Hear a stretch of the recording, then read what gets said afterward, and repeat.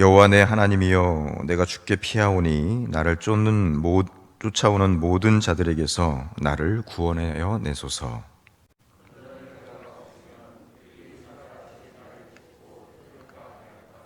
여호와 내 하나님이여, 내가 이런 일을 행하였거나 내 손에 죄악이 있거나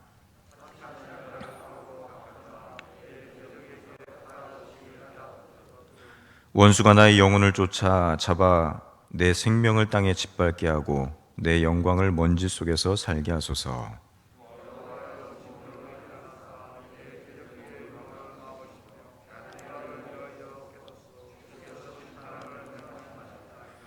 민족들의 모임이 주를 두르게 하시고 그 위 높은 자리에 돌아오소서.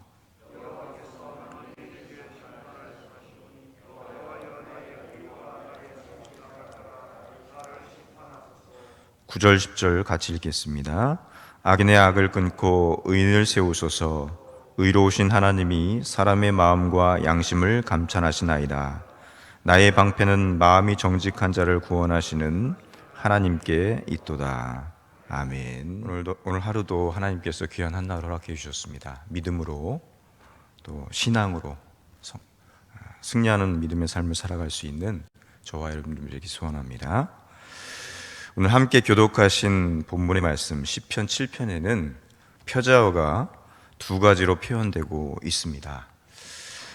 첫째로 다윗의 시가온이라고 이야기를 합니다. 시가온이라는 단어는 시편에서뿐만 아니라 성경 전체에서 바로 이곳 시편 7편에만 나오는 그러한 유일한 단어입니다. 그래서 그 뜻이 무엇인지를 파악하기가 쉽지 않습니다. 다만 이 시가온이라는 이 단어가 방황하다, 비틀거리다, 이러한 의미를 가지고 있다고 합니다. 그래서 그런 의미에서 가져온 것으로 여겨지는 그런 말입니다. 시가온이라는 단어의 본래의 의미를 고려해서 생각해 본다면은 이 시편은 다윗이 어떤 사건으로 심하게 충격을 받고서 비틀거리는 그 마음의 상태를 노래한 슬픔의 노래, 애가라고 할 수가 있습니다. 그래서 다윗의 애가라는 그러한 애칭도 있습니다. 두 번째로 표제어가 있는데 그것은 베냐민인 구시의 말에 따라 여호와께 드린 노래라고 기록되어 있는 것을 볼 수가 있습니다. 베냐민인 구시라는 인물도 성경에는 나타나지 않는 사람입니다. 그의 이름으로 보아서 이스라엘 자손이 아니라 이방인이었다는 것을 볼 수가 있습니다. 그렇지만은 그가 귀화를 해서 베냐민 지파에 소속된 것으로 생각해 볼 수가 있습니다. 이스라엘 자손들이 출애굽할 때 함께 나온 사람들 중에는 출애굽기 12장에 보면은 순수한 이스라엘 백성들만 있었던 것이 아닙니다. 수많은 잡족들이 함께 출애굽하였다고 성경은 기록하고 있습니다. 성경은 말합니다.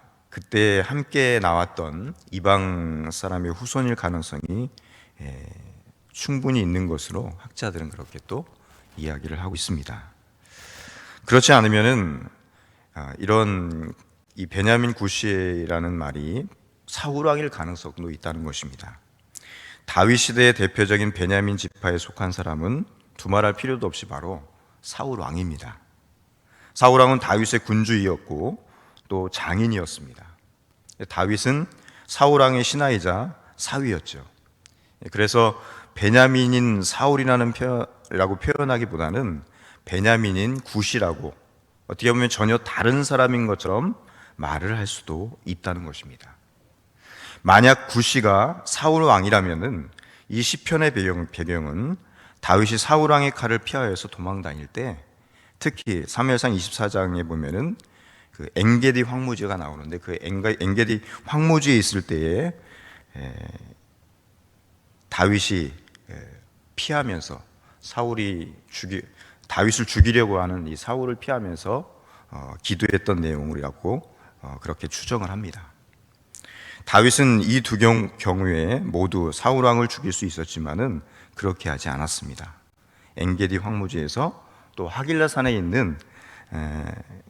있을 때 이 사울을 죽일 수 있었지만은 다윗은 사울을 죽이지 않습니다. 사울 왕은 특별히 가려 뽑은 군사 3,000명을 거느리고 다윗을 잡으려고 다녔습니다. 다윗이 엔게디 황무지에 숨어 있을 때의 일입니다. 다윗이 숨어 있는 굴로 사울 왕이 변을 보기 위해서 들어왔습니다. 다윗의 부하들은 오늘이 원수를 넘겨주신 날이다. 하나님께서 왕에게, 다윗에게 사울 왕을 넘겨주셨다. 그런 이야기를 합니다. 하지만 다윗은 사울 왕의 겉옷자락만 가만히 베고서 굴 밖으로 나와서 사울 왕에게 다윗이 이렇게 이야기를 합니다. 사무엘상 24장에 보면은 이렇게 다윗이 사울에게 이야기하고 있어요. 이스라엘 왕이 누구를 따라 나왔으며 누구의 뒤를 쫓나이까? 죽은 개나 벼룩을 쫓음이니이다. 그런즉 여호와께서 재판장이 되어 나의 왕 사이에 심판하사 나의 사정을 살펴 억울함을 풀어주시고 나를 왕의 손에서 건지시기를 원하나이다. 다윗은 사울 왕에게 그 자신을 뭐라고 하냐면은 죽은 개와 또 벼룩과 같은 사람이라고 그렇게 표현을 합니다. 왜 그렇게 표현을 했을까? 자기를 죽이려는, 또 억울하게 억울하게 피해 다니는 그런 상황 가운데 있는데도 다윗은 자신을 죽은 개나 벼룩으로 표현합니다. 다윗이 이렇게 말하면 평소에도 자기를 그렇게 많이 생각했던 것 같습니다. 어떻게 보면 다윗의 겸손함이라고 이야기를 할 수가 있죠. 또 다윗이 십광야에 있는 하길라산에 숨어 있을 때였습니다. 일입니다. 그곳으로 사울 왕의 군대가 들어왔습니다. 이번에도 다윗과 함께한 사람들은 하나님이 오늘 당신의 원수를 당신의 손에 넘기셨습니다. 이런 얘기를 하죠. 하지만 다윗은 또 아니라면서 밤에 잠들어 있는 사울 왕의 머리맡에 있는 창과 물병만 가지고 나옵니다. 그리고 사울 왕에게 이렇게 이야기합니다. 그런즉 청하건대 여호와 앞에서 먼 이곳에서 이제 나의 피가 땅에 흐르지 말게 하옵소서. 이는 산에서 메추라기를 사냥하는 자와 같이 이스라엘 왕이 한 벼룩을 수색하러 나오셨음이니라. 여러분, 다윗은 자신을 메추라기와 벼룩 한 마리라고 비유를 하고 있습니다. 충분히 다윗은 그 위치를 볼 때 자신을 높일 수 있었습니다. 그러나 끊임없이 그는 자신을 낮추면서 메추라기와 벼룩이라고 표현하는 것을 볼 수가 있습니다. 여러분, 이처럼 다윗은 여호와께서 사울 왕에게 잘못한 것이 없음에도 많이 쫓겨다니는 것을 볼 수가 있습니다. 오늘 본문의 시편 7편이 이와 비슷한 상황 속에서 기록된 것으로 볼 수가 있는 것입니다. 본문 1절에 이렇게 시작합니다. 여호와 내 하나님이여, 여호와 내 하나님이여. 여러분, 우리는 우리의 상황이 어렵고 힘들거나 내 생각과 다르게 내 삶이 전개될 때 하나님을 향해서 기도의 입을 엽니다. 하나님, 도대체 어디에 계십니까? 내가 이렇게 어려운 상황 가운데 있는데 하나님께서는 무엇을 하고 계십니까? 하나님, 제게 이러실 수 없습니다.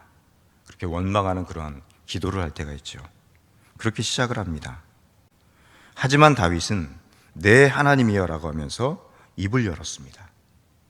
하나님께서 아무리 아브라함의 하나님, 이삭의 하나님, 야곱의 하나님이 되실지라도 그분이 나의 하나님이 되시지 못한다면은 그분은 어쩌면은 나와는 아무런 상관이 없는 그런 분이실 수 있다는 것입니다. 여러분, 다윗의 시편들을 보면은 특징이 있습니다. 그것은 다윗이 하나님을 나의 하나님으로, 나의 주님으로 1인칭으로 이야기를 하고 있고 그렇게 하나님을 고백하고 있다는 것입니다. 다윗의 다윗됨은 그가 사울 왕에서 쫓겨다니는 상황에서도 하나님을 나의 하나님으로, 내 주님으로 1인칭으로 고백하고 있는 그것이 바로 다윗의 믿음이었고 다윗이 견뎌낼 수 있는 힘이었다는 것입니다. 물론 다윗이 하나님을 1인칭으로 고백하는 것을 잊어버렸을 때 그는 밧세바 사건의 주범이 되어서 하나님께 죄를 짓는 것을 볼 수가 있습니다. 나의 하나님으로 고백하지 않을 때 그는 죄악의 길로 가고 마는 것을 볼 수가 있어요. 여러분, 그렇습니다. 하나님은 진정으로 나의 하나님이 되어야 될 줄 믿습니다. 늘 나와 함께 하시고 어떤 상황에서도 나를 떠나지 않는 그 하나님을 나의 하나님으로 고백할 때 하나님이 나를 지켜주시고 내 길을 인도해 주실 줄 믿습니다. 본문 1, 2절에 이렇게 증거합니다. 여호와 내 하나님이여, 내가 주께 피하오니 나를 쫓아오는 모든 자들에게서 나를 구원하여 내소서. 건져낼 자가 없으면 그들이 사자같이 나를 찢고 뜯을까 하나이다. 여러분, 다윗은 자신의 대적을 사자에 비유하고 있습니다. 다윗이 자신의 대적이 사자와 같음을 말하고 있음은 그의 처지가 정말로 처절하고 절박했다는 것을 의미합니다. 특히 나를 찢고, 나를 문자적인 의미로 볼 때 내 목숨, 내 영혼을 이야기를 합니다. 나의 대적이 우는 사자와 같이 나를 쫓고 있다. 내 목숨을 노리고 있다. 내 영혼을 파멸시키려고 하고 있다. 이것이 하나님 앞에 구하는 다윗의 애절함, 다윗의 간구였습니다. 그래서 다윗은 내가 주께 피하오니라고 고백합니다. 하나님 외에는 다윗이 피할 곳이 없었던 것입니다. 여러분, 다윗의 기도는 이렇게 이어집니다. 3절 5절 말씀입니다. 여호와 내 하나님이여, 내가 이런 일을 행하였거나 내 손에 죄악이 있거나 화친한 자를 악으로 갚았거나 내 대적에게서 까닭없이 빼앗았거든 원수가 나의 영혼을 쫓아잡아 내 생명을 땅에 짓밟게 하고 내 영광을 먼지 속에 살게 하소서. 다윗의 기도였습니다.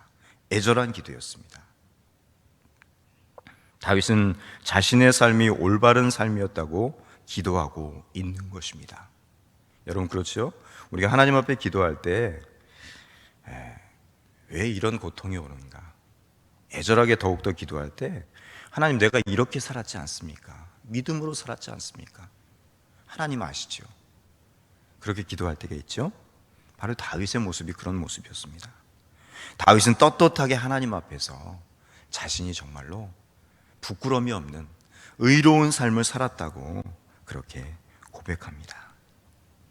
8절에 또 이렇게 기도하고 있습니다. 여호와께서 만민에게 심판을 행하시오니 여호와여, 나의 의와 나의 성실함을 따라 나를 심판하소서. 또한 악인에 대해서 다윗은 또 이런 기도를 드리고 있습니다. 6절 말씀해 보니까 여호와여, 진노로 일어나사 내 대적들의 노를 막으시며 나를 위하여 깨소서. 주께서 심판을 명령하셨나이다. 여러분, 하나님의 진노하심으로 대적들의 노를 막아달라고 다윗은 기도하고 있습니다. 날씨가 많이 덥죠. 요즘 같은 봄날에 잘 쓰는 사자성어가 있습니다. 열로서 열을 다스린다는 뭐죠? 이열 치열이죠. 6절을 그런 내용으로 표현하면은 노로서 다윗은 노를 다스림을 뜻하는 그러한 말, 이노치노라고 볼 수가 있습니다. 그렇게 하나님 앞에 기도를 하고 있는 것을 볼 수가 있습니다. 여러분, 다윗이 이렇게 기도를 드릴 수 있음은 10절과 11절에서 우리가 볼 수가 있습니다. 10절, 11절 말씀을 함께 보겠습니다. 나의 방패는 마음이 정직한 자를 구원하시는 하나님께 있도다. 하나님은 의로우신 재판장이시며 매일 분노하시는 하나님이시로다. 여러분, 그렇습니다. 하나님은 의로우신 분입니다. 우리가 믿음으로 살려고 노력하고 또 하나님 말씀 가운데 살려고 그렇게 할 때 하나님 우리의 길을 인도하시니만은 우리가 잘못된 길로 갈 때, 불의한 길로 갈 때, 하나님 말씀에 순종하지 않을 때는 분노로 우리를 다스릴 수 있는 분이 하나님이시라는 것입니다. 그러므로 말미암아서 우리는 늘 하나님을 두려워하는 신앙, 경외하는 그러한 신앙 가운데 살아갈 수 있어야 될 것입니다. 오늘 시편은 이렇게 마무리를 하고 있습니다. 17절이 이렇게 증거합니다. 내가 여호와께 그의 의를 따라 감사하며 지존하신 여호와의 이름을 찬양하리로다.